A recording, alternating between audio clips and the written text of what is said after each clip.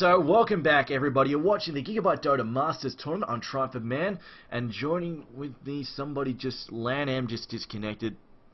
So anyway, we're not sure if we're having a restart here, just because EHOME currently have 400 ping, or whether or not they're going to go through the bans. But we've got straight up here, Aeon on the Radiant side. They're up against EHOME on the die. Now this is a group stage still. This is, I can't even remember which group this is, because it's one of those things I just cannot keep track of it. Group A. There we go, Group A. That's what I should remember, because AL are up against EHOME at some point in the future. But yes, yeah. The Brewmaster being banned. Some pretty stock standard bans. We've had the Brewmaster ban, Lycan ban, and then the Darkseer as well. All very stock standard bans, gods. And it looks like we'll be... I mean, they're all stock standard bans, so I'm going to assume that this is going to be... They're going to play out the bans of the picks, and then we'll have a restart. Yeah, we'll see if they are going to. Few of their players have already disconnected, but they're all actually together at the same. They're boot camping together. All these Chinese teams, they play all their games from the same sort. They basically live in gaming houses, as far as I know. Or maybe I don't know if maybe some of them live at home and then transit to their boot camping locations during the day. But we've got QQQ, the captain for EHOME, banning out the Chen as well as the Lycan. Aeon with the first pick, which is largely where we see the Lycan ban. I like this Darkseer ban, and as well as the Panda and Brewmaster. Darkseer, it's a hero that these Chinese teams have been using quite frequently. Yeah, well, I mean, he's definitely really, really effective, so there's no reason not to. If you can get your hands on him, he's so damn good. But Chen also being banned, so we're not going to see all that nice attrition work coming from him. Well, next ban coming out, though, I'm kind of expecting to see Invoker get knocked out here, along with possibly the Furon. We see Invoker and Furon often hit that first banning phase. But, I don't know, we'd seen it, I mean, last match that we just cast, although it was a replay cast, Invoker did slip through. No, he is being picked off now. And I'm just wondering if they'll also get rid of Enchantress. Enchantress is another common suspect, especially if they're worried about Chen. Enchantress is often a similar issue, just because she has a similar power in the jungle. Yeah, Enchantress has been used a bit over the last few days, especially in the European scene. So it's a hero that, when used effectively, can just be so great at pushing and ganking as well, which is why it's a bit more versatile in the early game than a Chen, because you can gank heroes really easily. And if you're up against heroes with escape mechanisms like Queen of Pain, Miranas, who can leap or blink away, you can then just decide, okay, we're not going to kill you, we're just going to go for towers, which Chen can't do as easily when you've only got the one creep. Both ganking and pushing early on it until you've got your second creep is a bit more difficult. And we are going to see the Prophet being banned. So first pick for Aeon here. I mean, I'd say the most common thing we've been seeing is that winner on the first pick here. We'll see if that's what they go for, if they want to go for something a bit different here. Yeah, of course, winner on a really safe pick, just very flexible, so you can do just about anything with it. And I think this is, I'm pretty sure this is a mostly different EHOME lineup to the one that was at the International, but that was something that the Windrunner, they even take a runner in that support role. It was just such a flexible hero. But she gets first pick by Aeon, so EHOME not going to have a chance to get their hands on her. First pick being going to Aeon there. Now the double pick for EHOME, what will they counter with? And what have they got left on the board? I think we might just see a couple of, maybe a solo and a couple of, maybe a solo and maybe a couple of supports pop up. We normally see, what do we normally see for the first pick on the double side? I'm just trying to remember correctly. Having a bit of a brain fart. We've seen a few teams just go for some of those support utility heroes, getting heroes like the Queen of Pain, or well, not so much support, but Queen of Pain's being picked up quite early on by a lot of these teams, especially teams like DK, some of these Chinese teams. We've seen Earthshaker as well being prioritized, and even just teams going for those support heroes like Crystal Maiden early on in the draft. We'll see what they want to go. If they want to get that jungle hero of Enchantress, they may want to go with it nice and early. There's the Queen of Pain, and they're going to go with the left track as well. So they're going for sort of just some nice early to mid game nuking power. Not going to be relying too much on a hard carry, at least not yet. As Anti-Mage though is still in the pool as well as the Morphling. They're two sort of hard carry candidates. Actually, Leshrac, a hero that's been really, really popular in the Gigabyte Dota Masters. He normally slips through the banning pool, and he's generally available and normally gets picked up. I know we've seen him used as a semi-carry farmer and also as a soft support, so he could fit into either of those roles. Honestly, I prefer him in the semi-carry farmer, but can get away with the soft support as well. And yeah, he's been highly effective. I don't think there's really been a match where he hasn't had some kind of impact, just because he has so much nuke. He's always such a threat, and at the same time, if you leave him alone with the tower, Edict can just tear through that. Even at low levels, it can just do a lot of damage to the tower. Enchantress, though, going to be picked up by Aeon. Alright then, Anti-Mage also getting grabbed up early.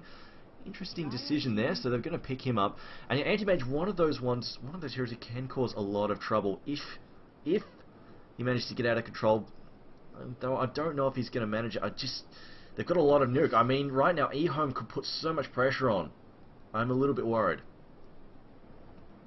And Yeah, we'll see what EHOME want to do to help deal with this anti-mage. And definitely if they lean this strong, it's going to be pretty hard for Enchantress to come looking for those ganks. And I feel it's a hard game for an Enchantress to be that effective when you've got the anti-mage, because anti-mage is more about defensive laning, making sure the anti-mage gets farm, whereas Enchantress, you want to be aggressive. So Enchantress is not going to be played to her, sort of her full potential, but if as long as they can get the anti-mage the item he needs, it's not necessarily a concern for Aeon that the Enchantress isn't going to be pushing and ganking as much as an Enchantress normally does. it really comes down to what EHOME run their lanes like.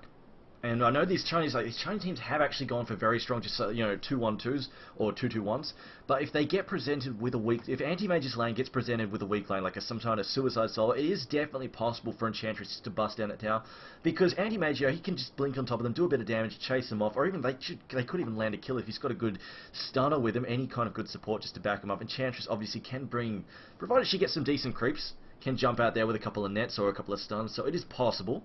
It is definitely possible for them to take those towers. I've seen it happen before, but if they come up against a hard lane, then yeah, definitely they will struggle just a bit with the anti-mage to cause some damage. Really depends how EHOME run their lanes. But Slardar, now this is something we've seen DK try to do a few times. They've picked up the Slardars and then run them solo mid. It hasn't really worked out for DK. Do you think EHOME might try something similar, or do you think they'll go with something a little bit safer? Oh, I'm 50-50 on this. I mean, they've got the Queen of Pain and the Leshrac, two heroes who could be those sort of solo heroes. I mean, neither one will go that well as a side lane solo going into the bottom lane. They could easily go top, but I have this feeling that Slardar is going to be mid again, and we'll see. I mean, Queen of Pain maybe soloing the top lane with a Leshrac tri-lane at bottom. Leshrac could be played as a support hero. They could just go for some kind of tri-stunner, some very hard tri-lane to sort of shut down the anti-mage farm with something like a Leshrac, a VS, and some other stunner, maybe even an ES there, and then put the Slardar mid, the Queen of Pain top, or they could put the Slardar in that tri-lane at bottom, but we've seen so many solo mid Slardars from these Chinese teams, and it's one of those heroes that actually doesn't do that well in the tri-lane because he doesn't get the levels he needs, and he's just a bit of an awkward melee hero, so he's not always that effective in a tri-lane. So that's why they go for the solo mid. At the same time, solo mid, he's also easily shut down and ganked. Yeah, well, the times that DK run, I'm pretty sure they've had their solo Slardar come up against a dual lane in mid, and it's just he hasn't been able to do anything. He hasn't got any of the early farming ones. It's been harassed pretty badly. I think he even got ganked a couple of times, so it hasn't worked out well for them. But we'll see what they can do this time round, and see if it works out any better for them into the second banning phase. So Crystal Maiden getting picked off by Aeon, and also VS getting banned out by EHOME. I don't think it's a bad ban, just because VS is very... If you've got some really important linchpin heroes, having VS swap them out and just getting them killed is very, very frustrating. So I think a decent ban, they're getting rid of her. Yeah, Also, I mean, we saw yesterday MUFC using that Vengeful Spirit very effectively, and Shadow Demon actually going to be banned by EHOME. Interesting that they don't want to try to pick it up themselves. It's a nice little sort of semi-counter to that anti-mage with the disruption, but maybe they're expecting Aeon to pick it with their fourth pick here. But it was open there. Aeon could have picked it up third if they did want it, and Tidehunter is going to be the go-to hero for Aeon, which I'm wondering how they want to lane this. It could be a Tide mid. If they're expecting Slardar at mid, they could do Tide versus Slardar, but Tide as a support hero for the anti-mage, I mean, that's a very, very awkward lane with those two melee heroes. And Enchantress, I mean, Enchantress plus Tide, not the best ganking for an anti-mage lane. I've actually seen something similar work. Now, this was Quantic. This was the original Quantic lineup. This was not the current, the ex-Go suit that is now Quantic, but it worked. They were up against a weak lane. It was just a solo Windrunner up against ES and anti-mage, and Enchantress popped out of the jungle, they got the quick gank off, and then took two towers. They're up against that weak lane. It was possible. Nobody could rotate and defend because there was too much pressure on the other lanes, and it worked in the end. But it really does rely on having that weak lane. Had a strong lane get thrown against them, they would have struggled for sure. They probably anti-mage would have been completely screwed. So it's a bit of a gamble if they're planning to do that. But I'm with you here. I'm feeling a solo mid Tidehunter just because they're expecting that Slardar mid.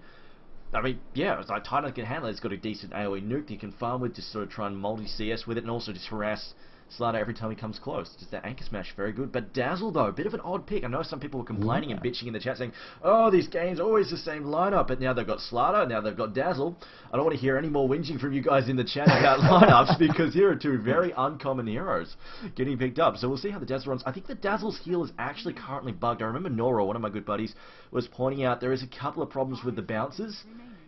Sometimes he misses a heal, or he causes double damage on one of the bounces. So I've noticed it sometimes does an insane amount of, it only does damage if it actually heals. If they're full HP, it won't do damage. Yeah. Which could be part of it, but I'm not, yeah, I don't know. It's one of those weird spells which sometimes seems, like I've been in 1v1, being chased by a melee hero, use a heal on a creep wave, and it takes him down from like full HP to half HP, and other times it's like, oh, it's no damage at all. But it is, I imagine support hero here, I mean, some teams have used it as a solo mid in the past, a very sort of unconventional pick, but I like it. It does well against the anti-mates maybe in that bottom lane. We may see something like a Dazzle going in a tri-lane bottom, or even dual lane. I mean, like you said, the Chinese teams like to go for the 2-1-2 here. And against a tight anti-mate lane, even with the Enchantress coming up for gates, having two heroes there, instead of what happened in the Quantic game where you said they had a side lane solo winner, which got punished, having two heroes is a lot harder to do that with, because Enchantress can only gank when you have the creeps, and they can just set up some wards to prevent that. But, I mean, they've got the Balinar, so, oh, wow, this is... The Balinar is more than likely to mid, I think, so it's Titan just going to be with, well... Unless he's planning to take a solo top lane or something, and they're having Windrunner as the hard support for anti-mage. Yeah, it looks like it is going to be tied in support. Windrunner support and having your two melee heroes as solos, one in mid, one in top, is not going to work out too well, and they'll just get completely outlaned. So Tidehunter are going to be supporting or just roaming around with the Enchantress. Yeah, I mean, either way, it's kind of a very odd lineup there from Aeon, but we'll see how they work this out. But of course, we do have the remake coming up because EHOME currently have 400 ping and they don't want to play with that, which, you know, fair enough. Now, I'm not going to give away the password. Do we need a new password? Let's say, do I need to get a new password? I'm about to find out.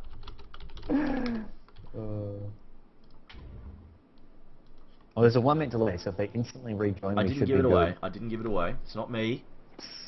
Tusky might have. I blame Tusky. Blame the French. Yeah, he's not French. Yeah, but it doesn't matter. It doesn't matter if the French are here or not. Blame them anyway. Yeah, I'm happy to blame the French. I think actually there's only going to be an English broadcast tonight anyways. All the other broadcasters have gone on strike. They're all busy. I know someone but the Chinese guy who does videos, but he's not doing any live broadcasting. Someone was saying in the chat that the Chinese broadcaster had been banned by the sponsor. I don't know, I raised a few eyebrows at that. I haven't heard anything about that, so... Completely random left field comment there.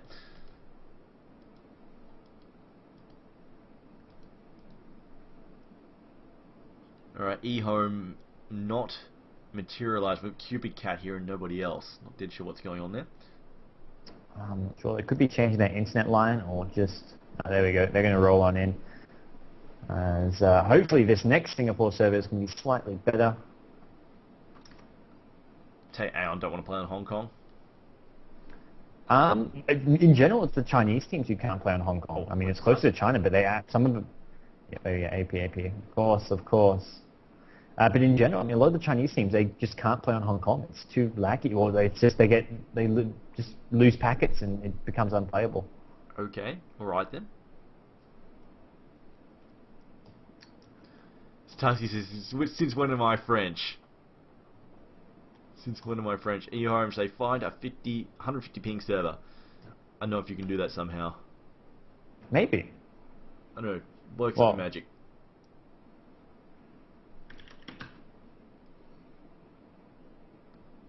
Sleepmon says EHOME no hard carry. They used to use on passive gameplay. They are in trouble. Bit of broken English there, but no. But if you watch some of these teams. They have been aggressive. Like, the Chinese aren't all just sit back and turtle. They can get aggressive when they want to. So don't discount them based on that alone. Now I'm going to check the ping. Or I'm not, because it's saying... I can check the ping fine if you need to. No, I want to. Figured out how to get my console to work. The viewers generally want to see the ping anyway, so... Oh, yeah. There you go, they're at 200. Yep, that's playable. I can suck it up. Alright.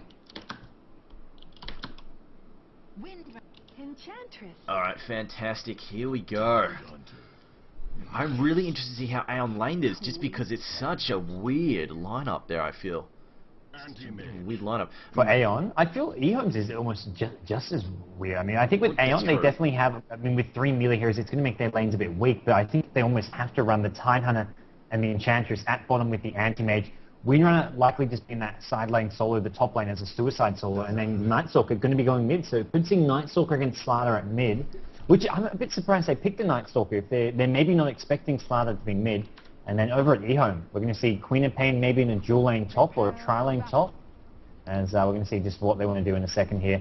It doesn't, maybe not Slardar solo mid. He has got 2 gauntlets of strength, but I mean, we've seen Slardar's rushing the ball, but normally that's only when they're up against sort of a hard lane. Against a hero like Nightstalker, maybe not. Leshrac has spent some of his money on support items. It looks like he'll be a soft support here, I think. Or actually, no, whoa, hang on. Sanking's actually bought up as well. Yeah, Sanking being played as a farmer. So Dazzle and Leshrac are going to be the 2 supports here. I'm potentially Sanking soloing this top lane up against the winner. We can see a tri-lane bottom, and then a hero like even like a Slardar solo mid and go Queen of Pain tri-lane bottom. But I mean, they've got plenty of options here for what they want to do. The fact Sanking has got this scout shield makes me think he may be top solo against this Windrunner, as they are doing a bit of a 5-man sweep up top here. And we'll see just what they want to do. Lan M, their new player, he's actually playing support. Lan M was kind of known for playing solos and carry heroes, so EHOME sort of mixing around their roles a bit here. As also MMY, also known as Die or X, the legendary Storm Spirit. He's going to be playing the other support, the Leshrac. So EHOME have definitely changed some roles around.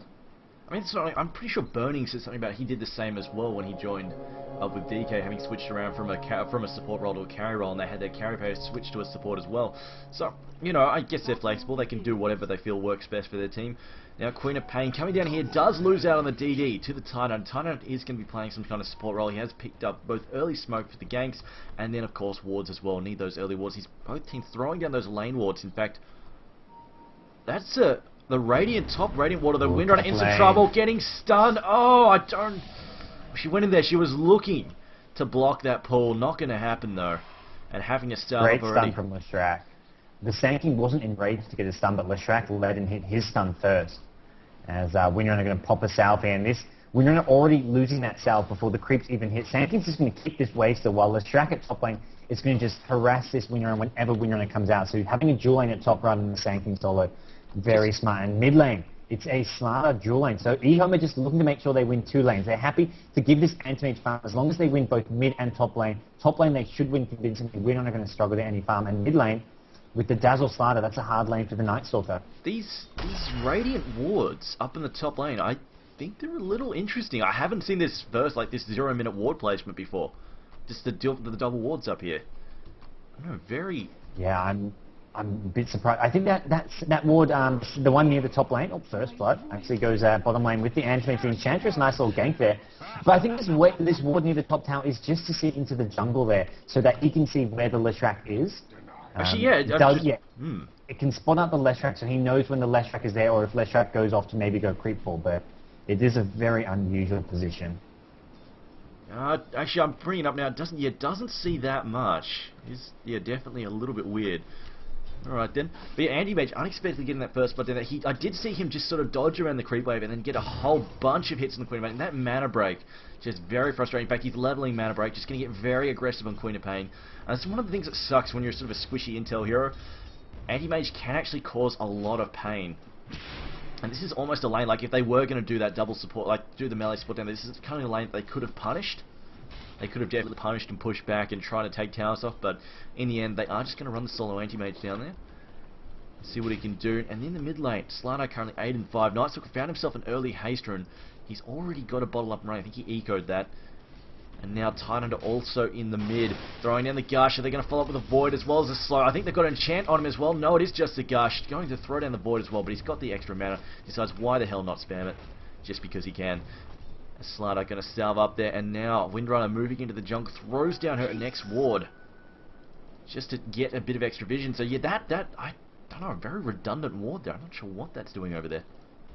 Yeah, maybe a bit of a misclick or something, I don't know. At the moment, Anthony's not an easy lane solo against Queen of Pain, but he did get the first blood, which is going to give him that quick ring of health, which is exactly what you need against a hero like Queen of Pain, who's going to be constantly harassing him. Right now, Anti-Mage has done a good job of harassing back, and Queen of Pain does not have the same HP regen that this Anti-Mage has. Another blink in, Queen of Pain immediately has to blink out, and every time Anti-Mage does that, it's going to hurt the Queen of Pain a bit and sort of limit his durability and the duration that he can stay in this bottom lane.